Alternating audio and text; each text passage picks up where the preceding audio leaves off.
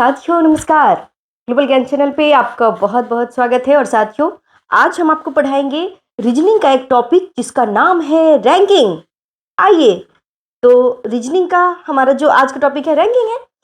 Ranking आपको इतना मैं डीपली दे दूंगी कि आपको कुछ भी सोचने का जरूरत नहीं पड़ेगा। 95% क्वेश्चन कवर हो जाएंगे। आइए, रैंकिंग का हम चीजों को शुरू करते हैं। सर्वप्रथम रैंकिंग में हमें देखना होता है, जैसे ये एक लाइन हो गया है ना। रैंकिंग बनाने से पहले कुछ चीजों को समझना बहुत ही जरूरी होता है, बहुत ही आवश्यक होता है। उसको देखिए, जैसे कि एक लाइन हो गया, तो इसको जो हमारा दाहिना हाथ है ना, हम बोर्ड की तरफ है, जो हमारा दाहिना हाथ है इधर से हमको इसको राइट इसको मानना है। क्या मानना है? राइट मानना है या दाहिना मानना है? क्या मानना है? दाहिना। या फिर इसको दाहिना साइड, है ना, दाहिना साइड। ये होता है हमारा लेफ्ट। क्या होता है? लेफ्ट। या इसको हम कह सकते हैं बायां साइड, ठीक है। या इसको हम बोल सकते हैं ऊपर, इसको बोल देंगे नीचे, इसको बोलेंगे हम शीर्ष, इसको हम लोग बोल देंगे पाद। तो इस तरीके से इस तरफ लेफ्ट होगा, जो हमारा बायां तरफ होगा वो हमारा लेफ्ट होगा, जो हमारा दाहिना होगा वो होगा हमारा दाहिना, है ना। तो इस तरीके से हमको इसमें पढ़ना है। रैंकिंग आपका SSC, railway, SSC GD, banking सारे में आते हैं। तो रैंकिंग का टॉपिक बहुत इंपॉर्टेंट है। जैसे कि देखिए, क्वेश्चन ये रहेगा कि ए जो है दाहिने से 5वें स्थान पर है। तो पहले हमारा ये एक लाइन हो गया दाहिने से, तो दाहिना इधर है।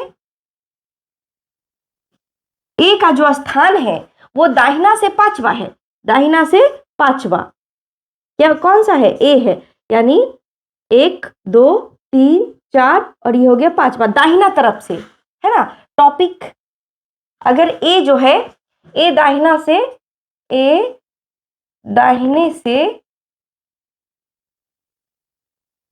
5वें स्थान पर है।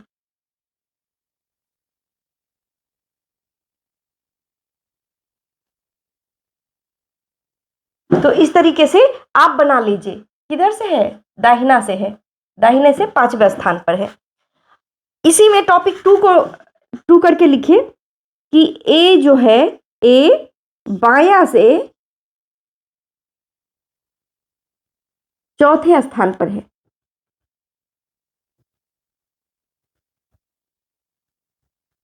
चौथे स्थान पर है।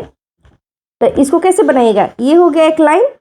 अब बायां मतलब इधर, यही हुआ ना लेफ्ट। तो वो लेफ्ट से कितने स्थान पे है? 4थे स्थान पर है। कौन? ए। 4थे स्थान पे, 4th कौन है? ए। ऐसे करके हम इसको सिंबल बना देंगे, ठीक है। ए बायां से 4थे स्थान पर है। तो इस तरीके से रैंकिंग में बोलेगा कि मैं बाएं तरफ से 20वां हूँ, राम दाएं तरफ से 10वां है, तो उसके बीच में कितने लोग बैठे हैं। इस तरीके से सवाल आते हैं बार बार। तो इस तरीके से हम पूरा का पूरा आज कवर करने वाले हैं। तो आइए, इसका अगर आप चाहे तो स्क्रीनशॉट ले लीजिए, नोट करते चलिए, क्योंकि नोटबुक में अगर नोट करते हैं तो ये हमेशा के लिए आपका हो जाएगा, है ना। देखने के साथ साथ नोट भी करना है। इसमें कुछ चीजें हैं जो ध्यान देने योग्य चीजें हैं, उसको पहले जानना बहुत ही जरूरी है। जैसे कि देखिए, ये टॉपिक नंबर 3 दे करके आप इसको मेंशन कर सकते हैं। मार्कर क्या हुआ? चाहे आपका इस तरीके से भी रहेगा कि बी जो है आपका ऊपर से 7वां स्थान पे है। तो इधर लेफ्ट को ही ऊपर बोलते हैं ना, लेफ्ट को ही तो ऊपर बोलते हैं, ऊपर बोलते हैं या शीर्ष बोलते हैं, है ना। तो ऊपर से 7वां स्थान पे है, तो इधर से हम 7वां स्थान पे ए हो जाएगा। या फिर कहेगा कि बी जो है नीचे से 4थे स्थान पर है, नीचे से, तो इधर जो होता है दायां, नीचे या पाद, आपका दाहिने तरफ वाला को ही बोलते हैं। तो ये हो जाएगा ऊपर से 4थे है, ए का स्थान जो है ऊपर से 4थे स्थान पर है, 4th पोजीशन पे है। तो इस तरीके से हो जाएगा। इसको इस तरीके से मैं सोचती हूँ कि अगर ये आपको समझ में आ गया होगा, है ना।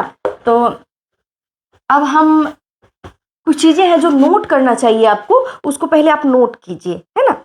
जैसे कि रहेगा, क्वेश्चन में रहेगा कि जो, जिससे, है ना, इस ये रहेगा जो, तो जो, जिससे, जिसका, अगर क्वेश्चन में रहे ये वर्ड्स, है ना, ये ब्लड रिलेशन में भी आप पढ़े होंगे, तो ये अगर क्वेश्चन में रहे तो ये जो होता है ये जस्ट बिफोर के लिए होता है यूज, जस्ट बिफोर के लिए, या फर्स्ट पर्सन के लिए, जस्ट बिफोर नहीं, सेकेंड पर्सन, सॉरी, ये सेकेंड पर्सन के लिए, सेकेंड पर्सन के लिए, ठीक है। जो, जिससे, जिसका, अगर क्वेश्चन में ये दिया हुआ रहे तो किसके लिए, जस्ट बिफोर वाला जो वर्ड होगा, जैसे ए होगा, बी होगा, या राम होगा, या श्याम हो गया, राधा हो गया, श्यामा हो गया, तो जो जस्ट बिफोर, जो वर्ड जहां पे लिखा हुआ उसके जस्ट बिफोर जो आएगा नाम, उसके लिए ही जिसका, जिससे, या जो का, जो शब्द का प्रयोग होता है, या जस्ट बिफोर या सेकेंड पर्सन के लिए, मैं आपको नोट कर दी। और एक और पॉइंट आप उसमें लिख लीजिए, एक और पॉइंट अभी लिख लीजिए, क्योंकि पूरा रैंकिंग बनाने के लिए ये कहीं ना कहीं बहुत फायदेमंद होगा आपको, है ना।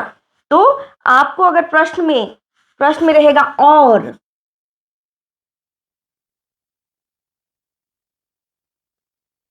उसका,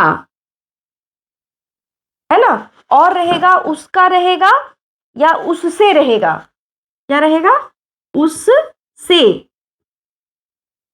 तो ये प्रयोग होगा किसके लिए, फर्स्ट पर्सन के लिए, हमेशा ध्यान रखिएगा।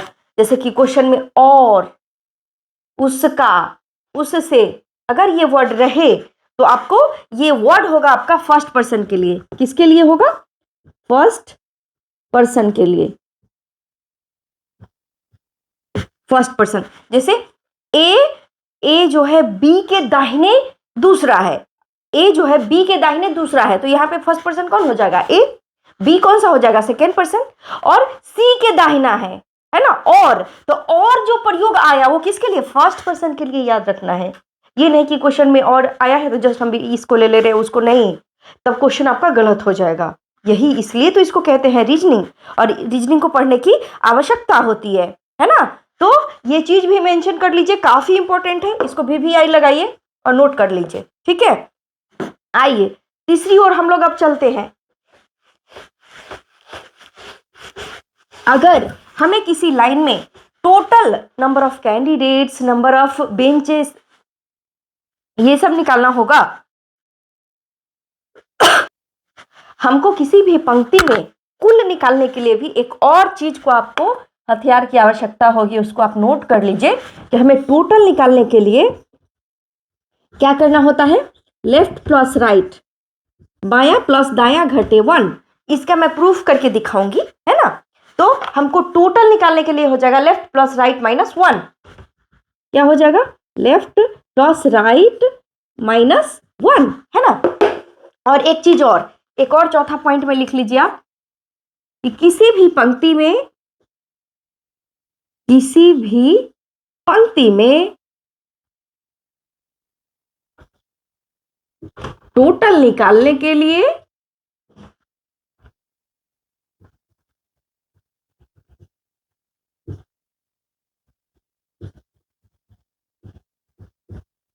हमें दाहिने और बायां दोनों का स्थान पता होना चाहिए, दाहिने और बाएं, टोटल निकालने के लिए दाहिने से और बाएं से व्यक्ति का या किसी भी वस्तु का, व्यक्ति का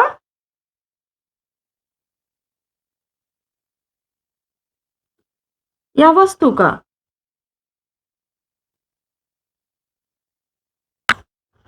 स्थान पता होना चाहिए, स्थान जो है क्या होना चाहिए, पता होना चाहिए। ये अब आपका हथियार मिल चुका है, आप इसको भी नोट कर लीजिए। मैं बोल रही हूँ ना, सपोज आपको अगर नहीं भी दिखेगा तो जो मैं बोल रही हूँ कि टोटल निकालने के लिए किसी भी व्यक्ति या वस्तु का हमारे दाहिना से भी स्थान पता होना चाहिए और बायां से भी पता होना चाहिए, तब ना ये फॉर्मूलाज जो है ये आपको किताबी भाषा में लिखा गया है। अगर टोटल निकालना होगा तो लेफ्ट प्लस राइट से हमको पता होना चाहिए, उसके बाद -1 कर देंगे तो हमें नंबर ऑफ टोटल संख्या निकल जाएगा, है ना। तो आप इसको भी नोट कर लीजिए, उसके बाद हम आगे की ओर बढ़ते हैं, ठीक है। तो चलिए, आशा करते हैं ये आप कंप्लीट कर लिए होंगे, तो हम आगे की ओर प्रस्थान करते हैं, ठीक है। चलिए,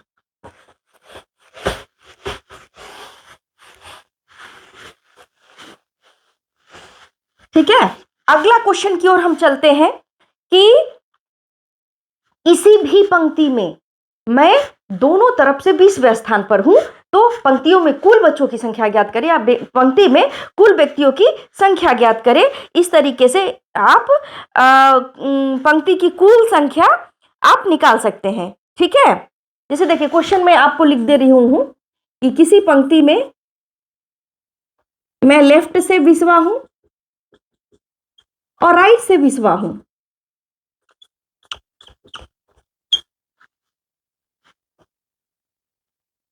जैसे कि क्वेश्चन में क्या है कि मैं दाहिना से भी 20वां हूं और बायां से भी 20वां हूं, तो पंक्ति में कुल बच्चों की संख्या क्या है या पंक्ति में कुल कितने संख्या है ना। मैं लेफ्ट से 20 और राइट से 20, तो टोटल बच्चों की संख्या कितनी है। Very easy. लेकिन रीजनिंग नहीं पढ़िएगा तो आपके लिए बड़ा टफ होने वाला नहीं। आप तो कहिएगा कि अरे इधर से भी मैं 20 से हूं, इधर से 20 है तो 20 40 गो हो गया। गलत नहीं। आइए मैं बताती हूं कि कैसे आपको कॉन्टेक्ट करना है। ये लाइन है ना, ये लाइन इधर से जो है, मैं इधर से जिसको बायां से कहते हैं या शीर्ष से कहते हैं या ऊपर से कहते हैं 20वां स्थान पर हूं, और जो है दाहिना से भी मैं 20वें स्थान पर हूं। बाबूजी, जब मैं ये 20वां स्थान पे हूं तो इधर बच्चों की संख्या काय गो होगा, ये 19 गो होगा। 1 2 3 4 5 6 7 8 9 10 11 12 13 14 15 16 17 18 19, तब ना ये 20वां हो गया। इधर दाहिना से भी मैं 20वां स्थान पे हूं, तो इधर तो 19 को बचा हुआ, तब ना मैं 20वां स्थान पर हूं। यानी जो मेरा काउंट जो हो रहा है वो 2 बार हो जा रहा है कि नहीं। अब खुद सोचिए ना, मैं दाहिना से 20वां हूं और बायां से मैं बायां से 20वां हूं, दाहिना से भी 20वां हूं, तो पंक्ति में कुल बच्चों की संख्या कितनी हो जाएगी। तो अगर मैं यहाँ पे 20वां हूं तो इधर का गो बचा होगा, 19 गो होगा। अगर मैं ये आपका जो है बायां से 20वां हूं तो इसके बीच में कितने बच्चे बैठे होंगे, तो 19 गो होगा। तो 19 गो 38 और 1 मैं, तो कुल मिला के आपका 38 और 1 39 गो बच्चा है ना। इसी को किताबी भाषा में क्या बना दिया जाता है कि टोटल बच्चों की संख्या बराबर क्या होता है, लेफ्ट प्लस राइट, है ना। लेफ्ट प्लस राइट को जोड़ दीजिए, -1। तो लेफ्ट से मैं कितना स्थान पे हूं, 20वां स्थान पे हूं। राइट से मैं कितना स्थान पे हूं, 20वां स्थान पे हूं। इस दोनों को जोड़ के 1 घटा दीजिए, तो 20 और 20 40, 40 में से 1 गया 39, है ना। सॉल्व्ड। ओके, तो इस चीज को मैं आशा करती हूं कि आप समझ गए होंगे। आइए दूसरे क्वेश्चन की ओर चलते हैं, है ना। आइए, दूसरा क्वेश्चन एक बहुत ही मजेदार क्वेश्चन है ना। तो ये वाला मैं आशा करती हूं कि आपका बन गया होगा। आइए नेक्स्ट क्वेश्चन की ओर हम लोग चलते हैं।